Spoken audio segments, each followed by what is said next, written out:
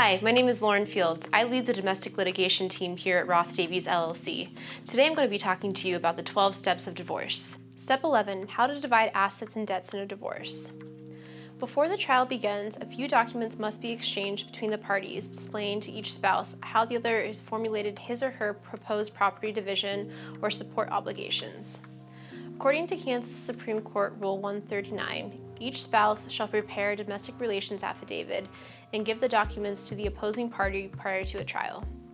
If child support is a concern, Rule 139 also states that a child support worksheet must be prepared and exchanged. Both parties must prepare a domestic relations affidavit, which will include information about income, assets, and debts. This document is a sworn statement and must be properly notarized before it is exchanged with the other spouse. The document will include all fundamental information about each spouse, name, address, etc., as well as information about the children. Spouses should additionally disclose whether they have had any earlier marriages and whether they have received or paid any support obligations resulting from the previous marriages. The affidavit then goes to discuss debts and assets. Subsequent to giving the above data in their DRA, the spouses need to reveal their particular salary. Court-endorsed domestic relations affidavit would outline how the salary data is accounted for. This incorporates detailing gross income, federal and state withholdings, and exemptions. Independently employed parties should state exact data about their income and their deductions of their business. Each spouse will give their own separate salary data. Nevertheless, if conceivable, a spouse can likewise express the other party's income data as well. Such data may not be completely known, but it is vital that the numbers given be as close to the actual figures as possible. Furthermore, any support received by others by either party should be represented in the sworn statement. Next, the affidavit requires that spouses reveal their known assets. Spouses must disclose sums in every account, their bank accounts, savings account, and retirement accounts, as well as any cash on hand. The amounts and ownership of the accounts are also revealed in the affidavit.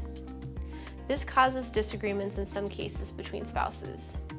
Spouses sometimes have quarrels about who owns which account, but luckily the court does not put a high level of significance on the name on the account. What is more important is the time span in which the cash in the account was earned. Properties owned by the spouses are also assets that must be disclosed. Whether it be real estate or automobiles, it must be disclosed along with the value and ownership of the properties.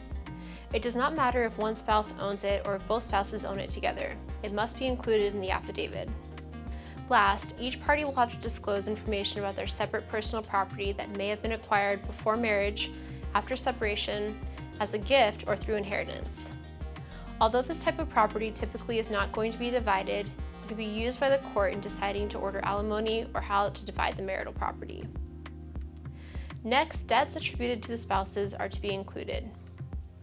The spouses must provide accurate information about the creditor, the balance of the debt, and when the debt was incurred. Whether the debt belongs to one spouse or both spouses jointly, the information is required to be listed on the domestic relations affidavit. Even if the debt was accrued before the marriage, that information must be disclosed. Debts accrued before the marriage will typically be attributed to the spouse who originally held the debt, but the court uses information when deciding property division and support obligations.